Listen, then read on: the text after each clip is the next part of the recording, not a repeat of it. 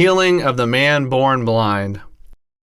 One Sabbath, as Jesus walked along, he saw a man who had been born blind. His disciples asked, "Master, who sinned, this man or his parents, that he should be born blind?"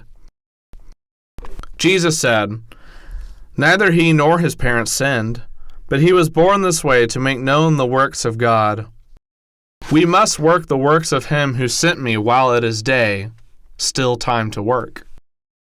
The night comes when no one works, and Jesus will no longer be with them. While I am in the world, I am the light of the world." When he finished speaking, he spat on the ground and made clay of the spit and dabbed the clay on the man's eyes. Then he said, "Go, wash in the pool of Siloam." The blind man left him and washed, and returned to them, able to see.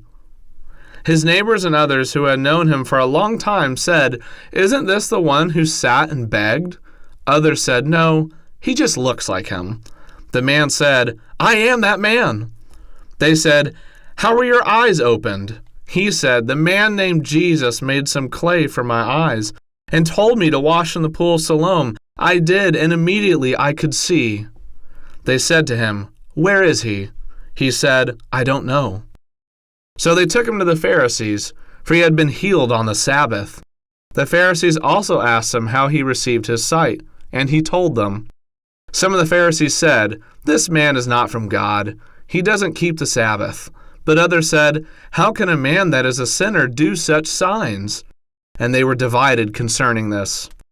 So they turned again to the formerly blind man and asked him, "What do you say about Jesus, seeing he opened your eyes?" The man said, "He is a prophet." The Jews decided that he must be a fake, that he had not really been born blind at all, so they called in his parents and questioned them. "Is this your son, who you say was born blind? How does he now see?" They said, "This is indeed our son, and he was indeed born blind. We know that. But as to how he sees, we don't know, nor do we know who did it. Ask him. He's old enough. Let him speak for himself."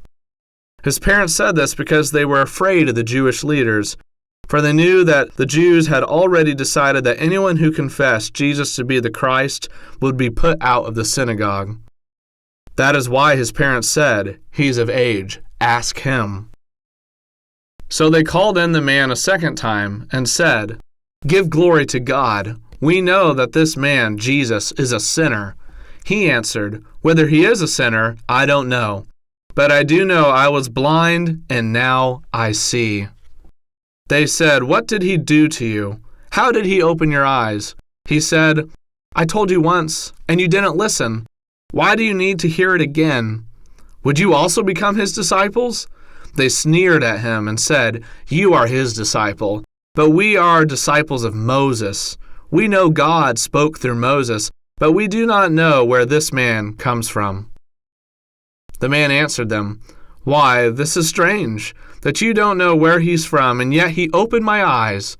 We know that God won't hear sinners, but he hears any man who worships him and does his will. Since the world began, there has never been an instance where anyone opened the eyes of a man born blind.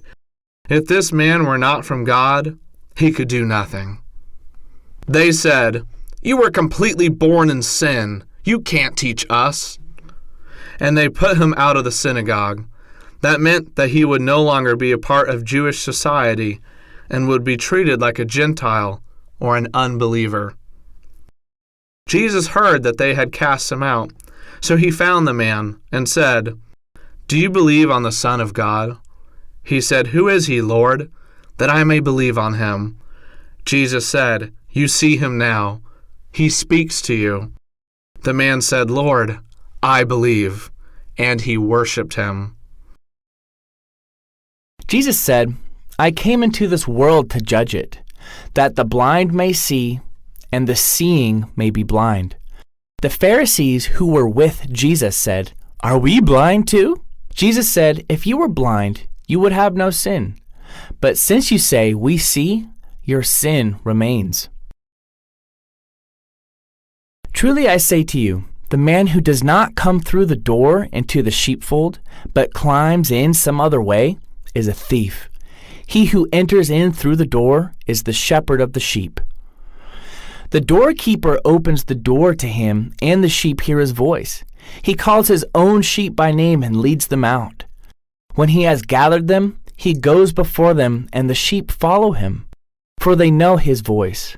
They will not follow a stranger, but will flee from him, for they do not know the stranger's voice. Jesus spoke this parable to them, but they did not understand it. Jesus is the shepherd, and the people who follow him are his sheep. Jesus said, I am also the door of the sheepfold. All that came before me were thieves and robbers, but the sheep did not listen to them. I am the door. If any man enters in by me into the fold, he shall be saved. The thief only comes to steal and kill and destroy.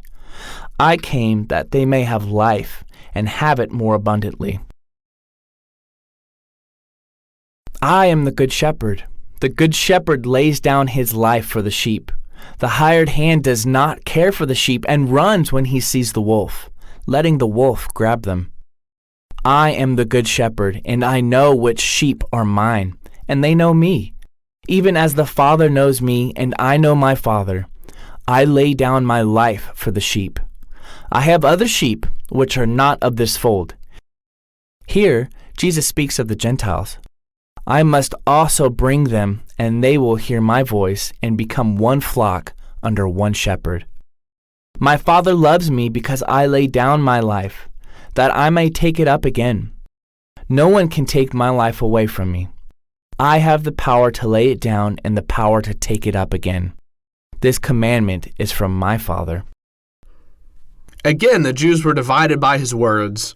Many said, He has a demon and is mad. Why listen to him? Others said, This does not sound like one possessed of a demon. Can a demon open the eyes of the blind?